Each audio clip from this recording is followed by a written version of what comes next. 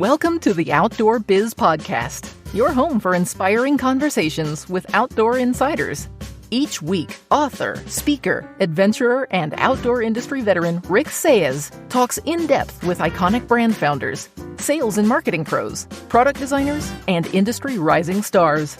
Listen in when Rick's guests offer actionable advice to land your ideal industry gig and grow your outdoor career. Catch us again when the conversation shifts to the hottest outdoor products, destinations, and the latest industry insights. And now, here's Rick. Welcome back, everyone. I'm excited to talk podcasting today with fellow podcaster Colin True. Colin has held roles in the outdoor biz for a few years now and is the founder of Rock Fight LLC and the writer and producer of the Layers podcast by Polartec. Welcome to the show, Colin. Thanks for having me, Rick. Really excited to be here. Yeah, this is going to be, I'm looking forward to this conversation because we've talked offline a couple times about not only podcasting and the outdoor industry, but all kinds of things. And I think this, we have our standard questions that we'll work through, but this could go in a number of different areas and maybe off the rails, but we'll see what happens. Yeah, I love going off the rails. Let's go off the rails. We'll see. We might. So let's start with how you were introduced to the outdoors. I always love to hear that answer from people. Yeah, I was the prototypical kind of 80s, 90s poser, that's when we get into like the why I'm actually here. Like that's a word we use a lot in the show I produce. But I did a little Boy Scouting. My older brother got his Eagle Scout. I grew up in kind of southeast Pennsylvania, about an hour west of Philadelphia. My family was not outdoorsy. Outdoorsy to us was going to play backyard football. We had woods behind our house, so we'd go out and like tromp around the woods and that kind of stuff. But like my dad liked to camp, my mom didn't, so that meant we never really went camping. And then, as we got into the 90s and sort of the extreme movement started having its day, and I started inline skating and, the outdoors became really cool. I started, got my first fleece vest, at Eastern Mountain Sports and thought I was, badass, wearing it with my Timberland, my Nike hiking boots. Right. But then at some point, I think if you're doing the kind of poser thing, you do have to look yourself in the mirror and be like, am I actually who I'm presenting myself to be? And so I actually started doing the thing, and I moved to New Hampshire in my early 20s and then ended up, hiking and sea kayaking. And before you know it, I'm like, hey, I really like this. And that's, how'd you get into the industry? Did you have did you work retail? Retail. Okay. Yeah. I was a retail guy. Yeah. So we all did, I think. Yeah. Yeah. I still think it's one of the best ways to learn anything. Yep. I worked at a few fashion brands in between some outdoor retail stints.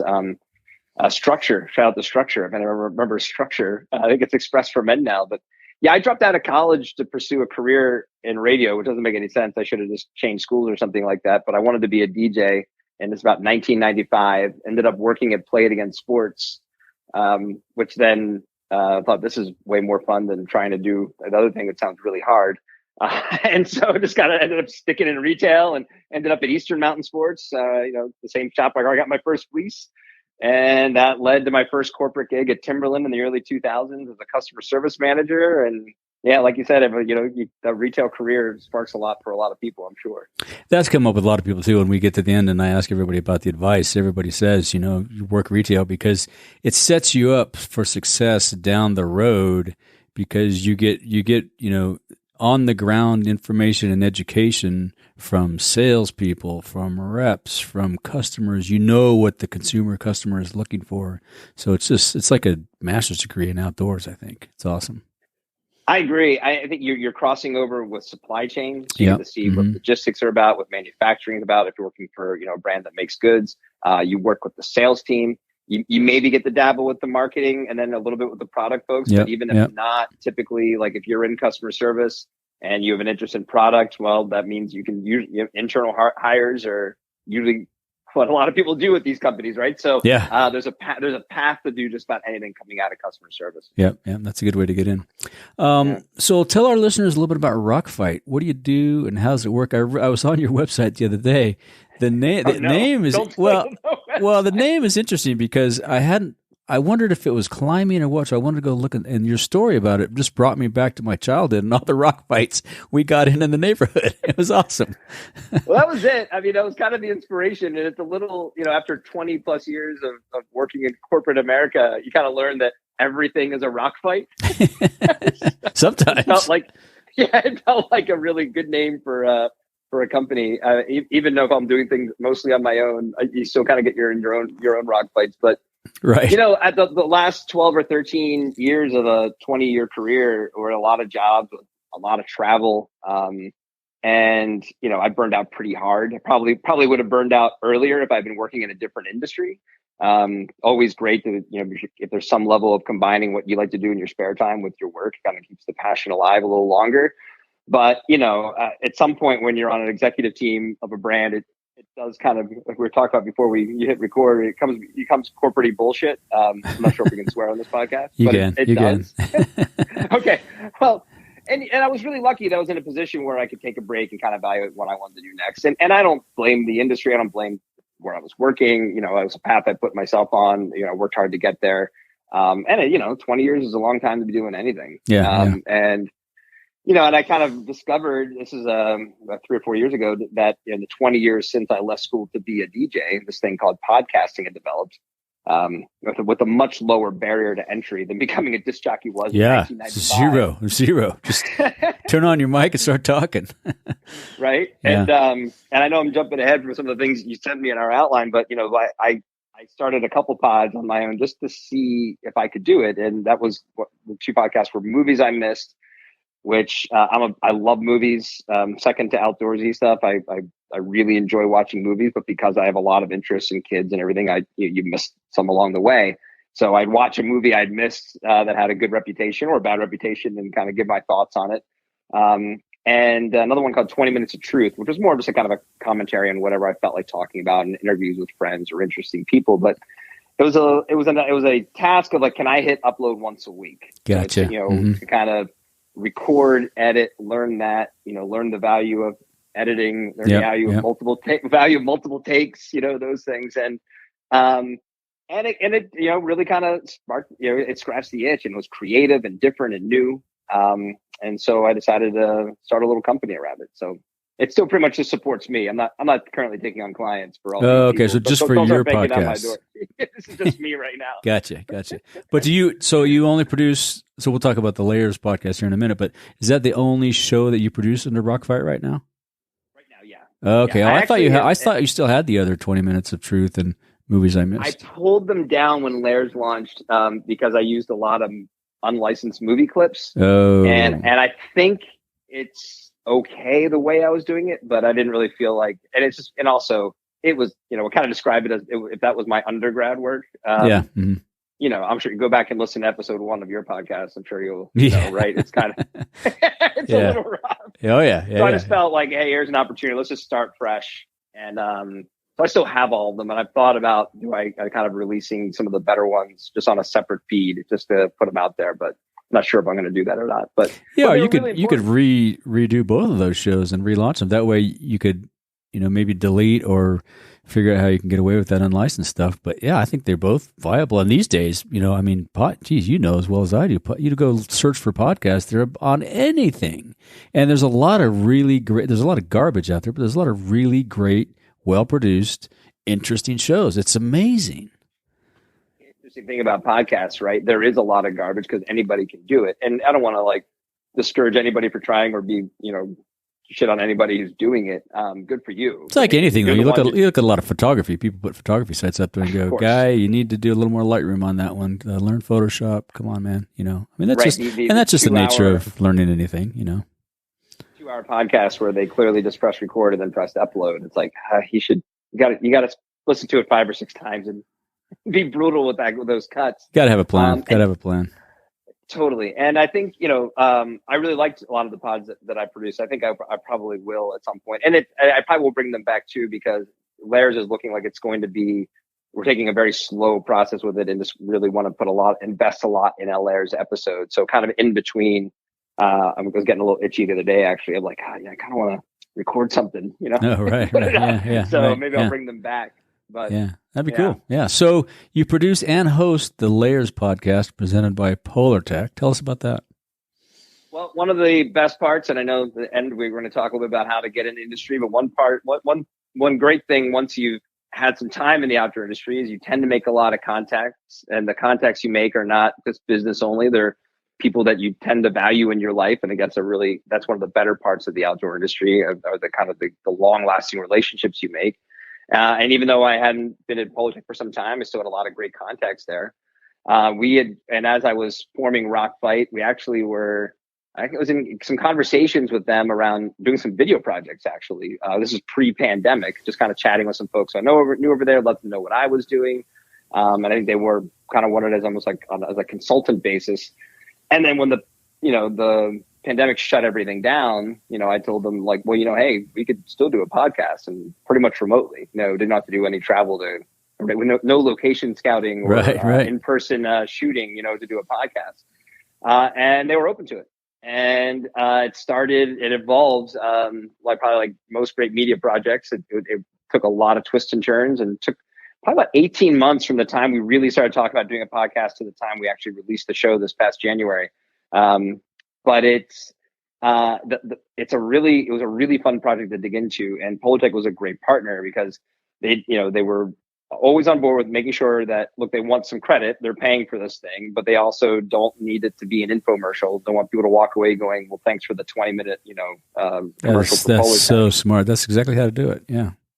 Well, and they also were not worried about, do we need to get other people to pay for it and other sponsors, and then worry about what they want to do. And, we kind of tapped into is there's a lot of great podcasts, and give credit to the people who are doing it in the outdoor space. I mean, yourself for sure. You've been doing this for a while now. Thank you. You got I think the podfather of the outdoor industry is probably Fitz Cahall, in the Dirtbag Diaries, right? Right. There's some great shows, but I think there are, just like an issue with podcasting in general, there's a lot of the people who are just press and record and pressing upload, and maybe it would have been an interesting conversation if it was a 10-minute podcast. Did we need an hour of that? So what our goal was to create something that was very interesting, that was unique. You can be three things, right? You can be first in something, you can be the best at something, or you can be different if people are already doing those things. Shout out to Mike Verrett, my friend in marketing, who taught me that. And I think we weren't going to be the first podcast. We weren't even going to be the first narrative podcast. Other narrative podcasts exist, but we could be different.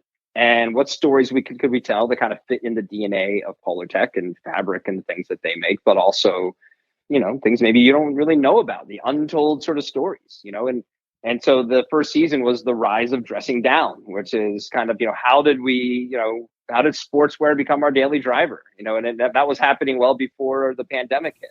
Oh yeah, long time, right? Right. Yeah, I mean, you can wear joggers and Vans to a wedding if you do it right, and look good doing it. Why?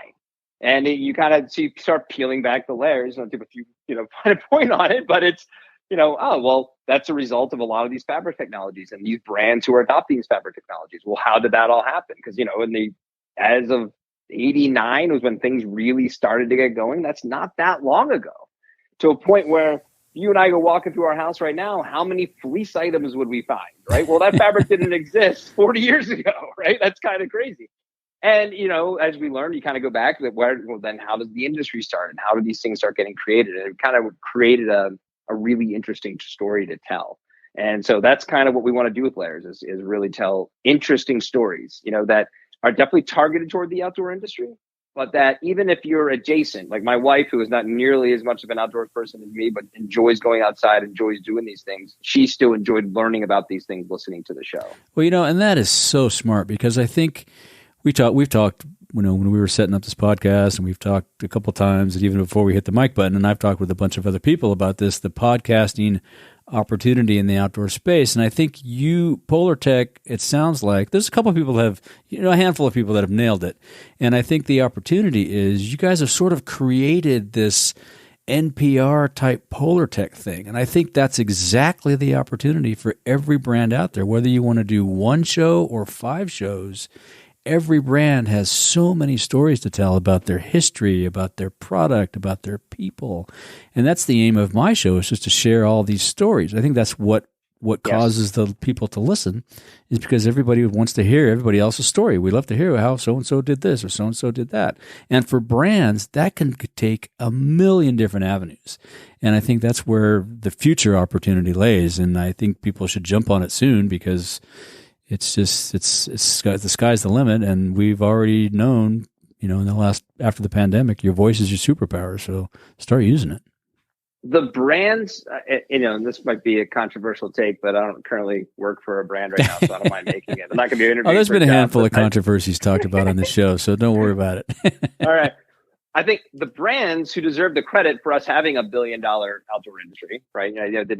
Whether intentionally or accidentally, whatever, they did all the lifting that got us here. But I think they're rapidly, from a storytelling point of view, and even honestly from a product point of view, they're kind of rapidly getting left behind. I think their stories are just not getting as widespread as they would if they had a podcast. They're still telling the stories. They're doing it through print. And they're doing it through other medias. But man, podcast is it's the equalizer. Everybody can listen to it. Could not agree. And the best part of podcasts, I do it every single day. Not with my Ojo, but like I'm making coffee, I'm cleaning the house, and I get to listen to stories. Yep. And it's a great. If you like documentaries, if you like interesting conversations. You can do it on the go and whenever, and it's at your fingertips. It's not scheduled. It's not like, listening to a radio program. Yep. But what I mean about, I think the industry and the brands, it's,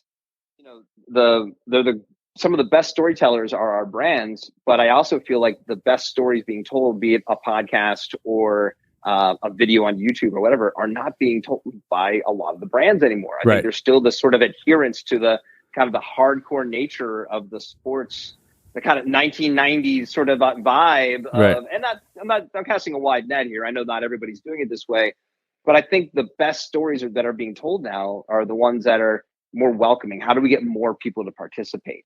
And that's a thing we tried to touch on with the third episode that we did of Layers of the Outdoors Are for Everyone. It's, how did all of this innovation and all this technology and kind of solving problems that increase safety and the ability to stay outside longer, and then ultimately let us be more comfortable on our daily lives, how was that opened up, inviting more people to participate in what we know to be this incredible lifestyle, which is going outdoors and doing, and our lives are so much more fulfilled because we get to do these things.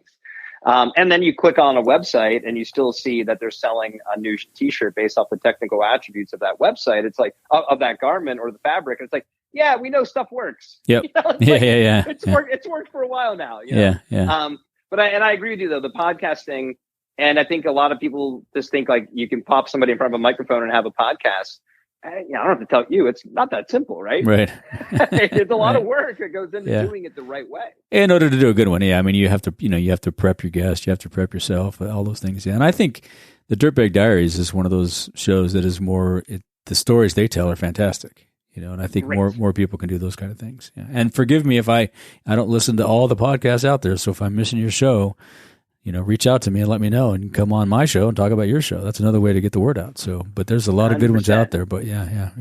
Always looking for new podcasts, especially Friday afternoon when no one's uploaded. I need a few good ones for my run this weekend, Right. Yeah. Well, you run out of episodes of your favorites. Like, wow, man, they're not going to drop for another week. What am I going to do? So you are all in on podcasts. We talked about why we both feel they're so valuable. What part of podcasting, the actual energy you put into your podcast, what part of that do you like the most? In terms of producing it? Yeah, producing it, thinking about it, creating it. What's your favorite part of that? All the things, right? Not necessarily the recording segment, but all the things. From the time you decide on an episode to the time you hit the publish button, which one of those many things do you love the most? Yeah, the recording may actually, as satisfying as it is when you're finished, it may be the worst part of it, especially. It's nerve-wracking because you wonder, shit, is the button pushed? Did I got a card in there? I've done that about 3 times now. All done and got nothing. I've definitely done that. And then I've also, we really valued the production value, considering this was a narrative podcast. So we were in a studio with an engineer and our director, and it's, say that again, say it this way. And then I can't pronounce the word for what, and then it's just like, it was that performance thing. I know you're dabbling in some performance stuff too. So it's like, you understand, like, I'm not getting this. And then you get in your own head and like, you're never going to get this. Right. The the best part I feel like is the writing and the story cracking. I have a really great collaborative partner in David Karstad, who's the VP of marketing at Polartec. He and I have known each other a long time. The main reason I was able to work with those guys again, he was our creative director when I was running sales and marketing for North America there. Mm-hmm. And he's a wonderful creative guy, wonderful writer. He's the one who directs the episodes too. But we have this we fall into this great rhythm of, I kind of put together, what do I want to talk about, who I'm going to talk to, do a bunch of stuff. Then we meet, I give it to him. He pokes a bunch of holes. Then I go back and kind of bring it back and forth to him until we start actually then writing the episodes. But, I do feel like there is an air of authenticity with the show, because I would say I'm going to put 65%, 70% of every episode of Layers so far, the first 3, and now we're developing season 2. So we've got 3 more in the works, and I would say it goes to that as well. All my best ideas have come while I've been out trail running. Interesting. Yeah, makes sense. Just you turn off the podcast, you turn on the music, or just have nothing, and all of a sudden the wheels just start turning better, right? I gotta my dog hates it because then all of a sudden I stop and I'm tell her to sit, and I'm sending myself an email before I lose my thought. Right, I do that all the time. Yeah, right? And it's just that great feeling, and then come home and then kind of develop that. I mean, writing is something I was always interested in doing, and then coming from the generation of World War II parents who were basically, you don't want to be a writer, you just need to go to school so you can eventually get a job and buy a house and get married. And not that that's what they knew. We have a wonderful relationship with my parents, but that's a great thing to do. Still, if that's your path, do it. I'm all for it. Just wasn't for me. Yeah. I think I always wondered, could I have been a writer? And that was my proudest achievement. I feel like of the pods I've done so far is I feel like they're well written, and that's kind of where that's definitely my favorite part. Yeah, they're well written and well produced. Yeah. Well, and I think that's another thing maybe people don't understand about podcasts too. Layers and the other shows I've done are narrative podcasts where you actually write a script, and and where the elements go and everything. But even this show that we're on, you write the show, I would assume, right? Yep. I'm staring at it right now. Yeah, exactly. Yeah. So you have intro, outro. Then you're going to have to do the whole framework of the conversation. I usually do the intro, outro after. Actually, I have the same outro for everything. Yeah. I quit doing all the fancy stuff on the outro, but the intro I write later because I get that what I'm going to say in the intro from the conversation. But the conversation is written out. I'm staring at it on the screen right now. Yep. But I think the art forms is still really being defined. And I think, obviously you and I are both excited about it. Yeah. Right. We're in the second inning of this thing. There's people probably out there who understand it all what it is, don't know what it is, people who undervalue what it is. My brother, I totally forgot. I sent him, we launched the show. I'm all proud of it. Sent it to my mom, Yeah. The podcast. My one brother, I have 2 brothers, wrote back and said, "Is this worth me listening to?" I didn't tell him it was mine. I said, "Hey, take a listen to this." And he said, "Is this worth me breaking my streak of never having listened to a podcast before?" And I said, "Yes." Yeah, just pick one, dude, at this point. Yeah, exactly. Wow. The first podcast you ever heard was mine. Good. But I think it's a very, like I said, there's people who are crushing it, and there's people who are just doing it as a hobby. It's kind of the most democratic form of media I feel like that we've ever had right now. Yeah. Yeah. Well, that's why I say your voice is your superpower, because I think there's nothing like the human voice and your voice telling your story and the inflection and the emotion and the sound and all those things. And then the other thing is, like you just mentioned, I mean, I have a bunch of family members myself who don't listen to podcasts. That's why I say we're only in the second inning of this thing, because you look at all the people in the world and you look at, all the downloads that people are getting. Joe Rogan's getting thousands of downloads. There are still millions of people that aren't listening to podcasts. So there is so much opportunity and so much, who knows where this is going to go. It's amazing. I did I know you have to edit this out probably, but I did for the folks at Polartec who were owned by Milliken, so they had some statistics. This is and it's another thing, without sort of a Nielsen, it's really hard to find. I'm sure you've done this too, right? It's really hard. Find data. Yeah. Like downloads, you get a lot of numbers, but you really don't know. Like you get a spike in downloads. Okay, why did that happen? Was that really the show, that episode, that good, or was it somebody discovered it? It's that stuff's also it's getting better. But because I took after when I was developing when I started developing layers, and I just really put the brakes on the other two podcasts, and then all of a sudden I logged back into Anchor, and it's like like 2,000, and I'm like, and when I had left it had like 600. I'm like, what? Right? happened? Yeah, right. Exactly. Like, yeah. Shoot, I should be uploading. What's going on? But Podcast Insights in December 2021 said there's over 2 million podcasts in existence, which is active and non-active. So people just started one and didn't follow up on it. They're counting those, and over 48 million episodes. And then the other one I thought was interesting from Nielsen. Actually, I guess they do report on podcasts. Is that this is in 2020. 75% of the population in the U.S. is familiar with the term podcasting. 55% of the population, so it's 155 million people, had listened to a podcast in 2019. 37%, 104 million people had listened to a podcast in the last month, and 24%, 68 million people listen to podcasts weekly. And it's like, you see those numbers go down, but I'm like, well, $68 million, that's still more people than watch the Super Bowl on a weekly basis are listening to podcasts. To your point about the second inning, yeah.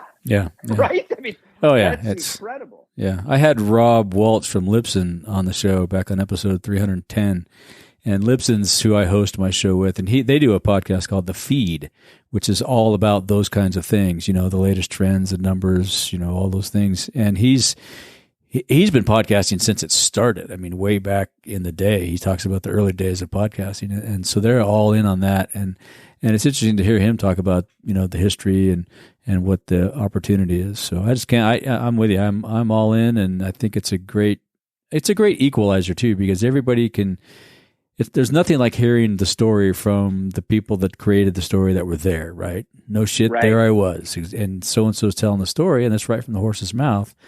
And there's no, I don't know, no pomp and circumstances, no fakeness. It's just really authentic. So, yeah.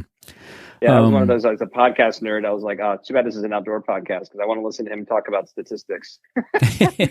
Well, and some of those shows, when you do get into the weeds on podcasting, it gets a little wonky, but only guys like you and I like it. But that's for someone just starting out, that can be good too. You can go in and totally figure out, do I really want to do this? Because some people it's not for, like you say, there's a lot of effort that goes into it. It's not like the CB hobby of the day back in the day when we were kids. Right. I remember when I decided I was going to do it, signed up, I bought a microphone, the whole thing, and I got ready to go. And was recording in GarageBand, which I still do. Yeah. And and I pressed record, and I was going to, I'm like, what am I going to say? And I'm like, okay, hold on. I stopped recording. Yeah. Then I went back and wrote down what I wanted to say. I'm like, oh, is this how this is going to work? Like, yeah, this is how this is going to work. And back then, like I started the same way. Now there's so much education and things out there free and coach. You can hire a coach. You can hire me. You can hire a lot of people to help you get started, but it's a better starting place.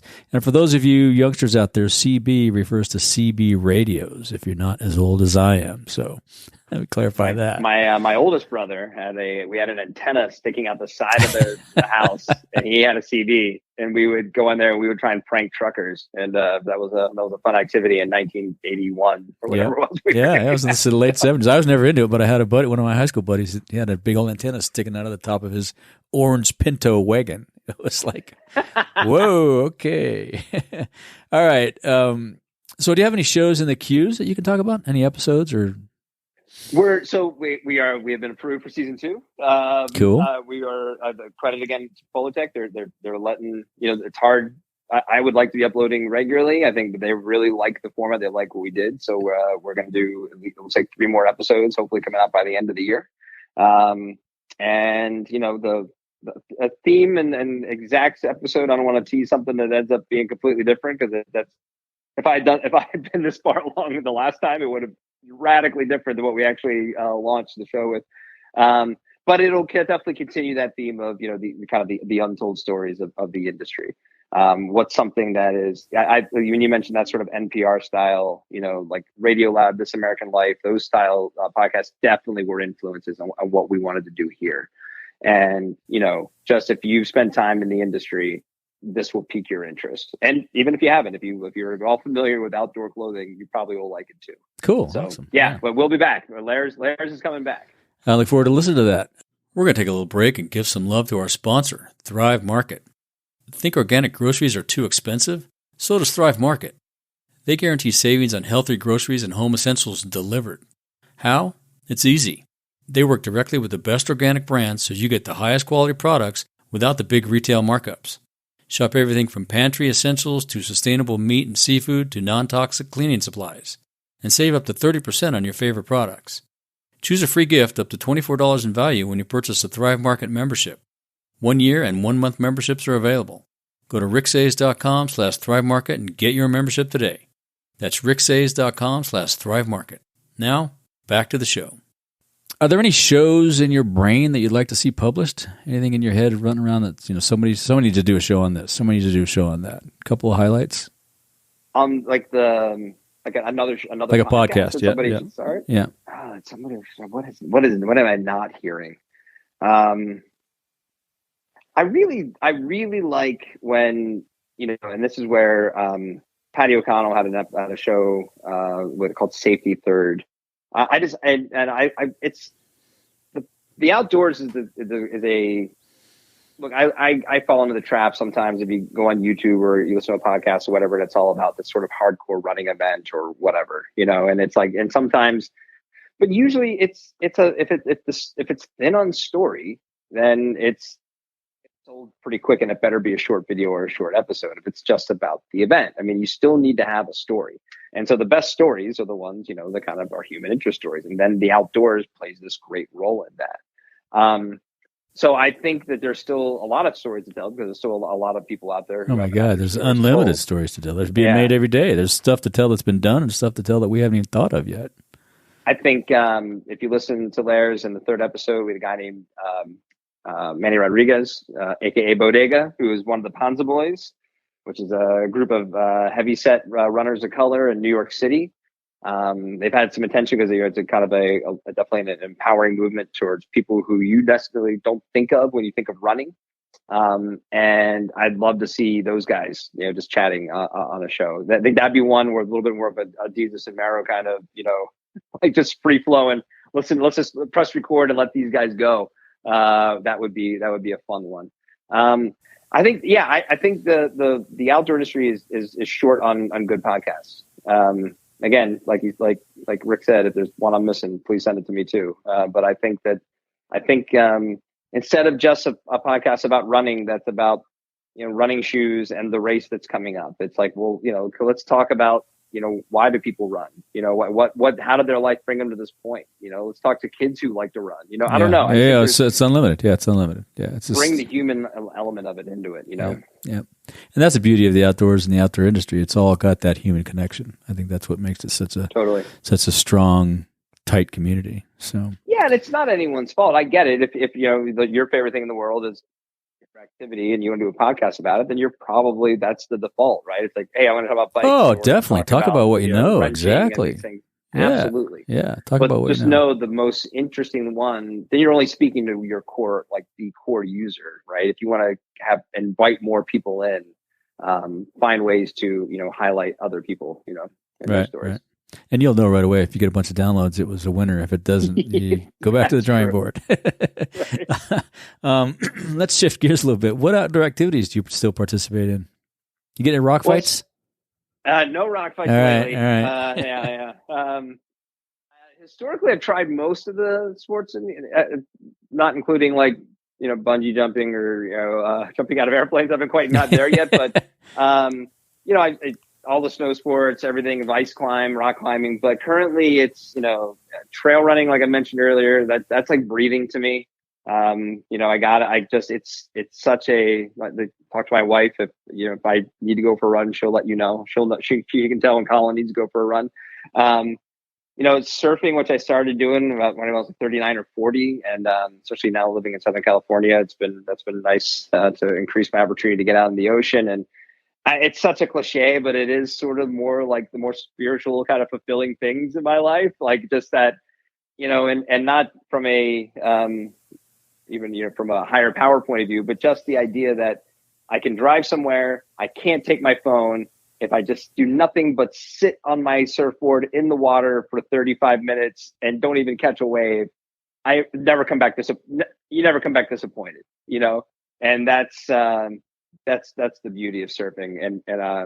And then mountain biking is probably like, I would consider like my pastime. I still love mountain biking. It's really, really fun. I've had the opportunity to live in 8 different states, usually northern climates. This is my first time in a more southern climate. When I grew up in Pennsylvania, we never got enough snow. That's one reason I moved to New England, because it didn't snow enough. And then I started snowboarding when I got to New England. Then I lived in Utah for 4 years in Park City. And then we got all the snow, and I thought it was the greatest thing. And I skied all the time and everything. Then we moved to the Northwest, and I discovered that, hey, actually it's okay not to have snow in your yard and your driveway, but it's really close. So it's like an hour away, and living in the west side of the Cascades. And then coming down to Southern California, I realized that, like, listen, I think snow is great. And if once a winter I can find my way to maybe get a few turns or stand on snow, I'm good. But I like running on dirt and biking on dirt and being in shorts. And it's not bad. It's not bad. Yeah, it's a good climate. But there's fun things to do everywhere. That's the thing I learned moving all over the country. Don't let people shit on your town just because it's not like, one of those, using air quotes, towns, right? Exactly. So, yeah, you could find something to do any place. Yeah. Got it. Do you have any suggestions or advice for folks wanting to get into the outdoor biz? Well, like we talked about, retail for sure. Mm-hmm. I think, even if you, I know folks who had their MBAs and still went and worked retail. It's a great path to, because we talked about with customer service and how you can get to know the other facets of the business. Retail is the same thing. If you pay attention to the owner, understand how, the business of it works. And then at some point, the reps and all the people coming in, you're going to get exposure to the brands, and that's a pathway into the brands. If you're in CS, if you're in customer service, I would say then the next step, and the role that I still probably valued the most in my outdoor career, was as a tech rep. I got to be a tech rep for 3 years, I think it was. I was at Timberland. This is early 2000s. Timberland had just acquired Smartwool. And they had launched 2 outdoor footwear brands. One was Go Light Footwear. Another one was this brand called My Own, which they developed with Martin Keene, who developed Keene. And then obviously the Timberland outdoor line. And that was great. Now, some of that may have been that I was working for Timberland and they were a big company. So we had a lot of resources, but it was just, that role was really fun. Working with retailers, going into shops, going to events. Yeah. Getting paid to go on, do a lot of adventure-y things. It was encouraged to, like, hey, this summer, go and do stuff. Take pictures of you doing stuff. Here's the new shoe. Go wear the shoe. And that was a great spot. And those are coveted roles. But I think the path of retail to customer service to tech rep is actually that's a path. That's a good suggestion. Sure. Yeah, that's good advice. Yeah. What's your favorite outdoor gear purchase under $100? Well, I thought for a while on this one, and I think this is the hardest question to ask. I've said that before. Everybody stumps everybody. It really is. And because, especially as we learned that, like, invest in your gear and you spend a little bit of money, it'll last longer, all those sorts of things, the $100 mark. And I think I've heard people say, like, headlamps, and headlamps a good answer. Actually, I know headlamps is a good answer because every year I feel like I have to buy 10 new headlamps because then I go camping with my kids all summer and they just somehow you can never find them. Right. Exactly. So kids I have no kids and I get, where's my headlamp? But I got to throw a brand called ProBar I worked for in the early 2010s. I think I give them credit. So for a long time you had Cliff Bars. Cliff Bars are great. Love Cliff Bars. You had Power Bars, not so much. Right. And those they were a little weird, a little sawdusty. Long for gels, yeah, very sawdusty. And ProBar was actually an energy bar that tasted good because it was real food. And I still, to this day, my dying day, I will say ProBar is the best energy food there is. I will eat it from just sitting around. Tastes delicious. The whole berry blast from ProBar is my favorite outdoor gear purchase under $100. Because if you're doing anything worthwhile outdoor, you need to go buy gear. You need fuel, and you want to eat. You want to be able to have something that you want to eat. The whole berry blend. There's whole strawberries in there, man. It's so good. Oh, cool. So yeah, go ProBar. Cool. We'll link to that show notes. I'll have to get some. I haven't ever tried those. I don't think I probably have, but I don't remember. See, there's so many energy bars now. I know there is. Yeah, there is. That's probably one of the most oversaturated categories. But everybody's got a good idea. That makes sense. Well, another industry thing that's kind of funny. So when I was there, I did the outdoor and sporting goods sales because we're still, this is 2010. I mean, it's still really looking at that. And then we had a natural foods guy who sold at the Whole Foods and stuff like that. Because there was this person, I mean, there was still at that time, 12 years ago, well, if you're selling it to a grocery store, you can't sell it also to, a gear shop. There was a little bit of that. Right. That whole thing, right? Right. And that, I mean, that's gone. Yeah, pretty much. So now it's like sell it to whoever you want. Yeah, exactly. Yeah. Yeah. Do you read a lot? What are some of your favorite books? Or do you listen to Audible, books on tape? I probably, like a lot of people, don't read as much as I should. But two books I'd recommend. One's a classic, and actually it's been on my mind lately because my daughter's going on a backpacking trip this summer. It's A Walk in the Woods by Bill Bryson. That's a great book. I've read that several times. So fun. And a great, if you're not familiar with backpacking, it's a great one. Probably though, currently, if I had to, was my all-time favorite book right now, and I've read it twice in the last 2 years, is West of Jesus by Stephen Kotler. Oh, yeah, he's good. Yeah. Yeah. Great story about, his relationship with surfing. And I don't think you need to be a surfer to appreciate it, but definitely helps. And it's a really good one. What about movies though? What's your go-to outdoor movie? Go-to movie, boy. I have something to do with a future episode of Layers. Yeah. I don't know if I have a go-to movie. I always like to mix it up with movies. I'll reread books, but movies I rarely will go rewatch. Probably. Yeah, go ahead. Probably the go-to movie, and I'm going to blow the name of it. I can't remember the name of it, but it's the one. I'm going to mess this up. What's the one where they were climbing? I'm not even going to say because I'll blow it. I'll come up with something else. Well, so the thing I think about outdoor movies is honestly, you can cut this out. I'm considering doing something movie related because I love it. No, I like it. I like it on the show, but it's do you pull off the thing in the movie? So if it's an outdoor, like if you watch Cliffhanger, anybody who's rock climbing will be like, what the fuck are you doing? Yeah. Right. Yeah. Most people don't notice those things. Like I lived in Boston, right? So when I hear bad Boston accents in movies, I'm like, what are you doing? That kind of thing. So I'm curious, like, what is there a movie where you feel like they nailed the outdoor stuff in the movie? Like, I think Point Break actually, as corny as it kind of is and wonderful as it is, I think the surfing's actually pretty good in Point Break. Yeah. Yeah, for me, it'd probably be more the story. And the one I was thinking about is Touching the Void. And it probably, I think it's so strong for me because I was in a cabin at Eagle Creek when we were the sponsor of the Banff Film Festival, and we'd go up to Banff every year for the festival and hang out with the filmmakers and whatnot. It was just an awesome experience. And I got to meet, I can't draw a blank on the guy that wrote the book, but he wrote the book, and we'd go skiing after the film festival in a hut, backcountry hut. So we'd go in for a couple nights, ski around and hang out. And one night he told that story in the hut, and we just, the wind was howling outside. We had a little candle on the table, and it was just gripping. And then to read the book and see the movie on the screen, it was just, for me, it just probably brings all the things in the outdoors home. I mean, life-threatening danger, big adventure, it was amazing. Great book. Joe Simpson. Great. Joe Simpson. Thank you.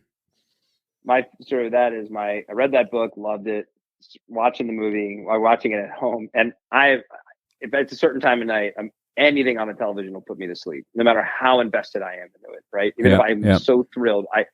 And my wife, who knew nothing about the story, we're watching the movie. And she is just on pins and needles, and I'm like out cold. And she yells at me. She's like, "How are you asleep right now?" She's so mad at me.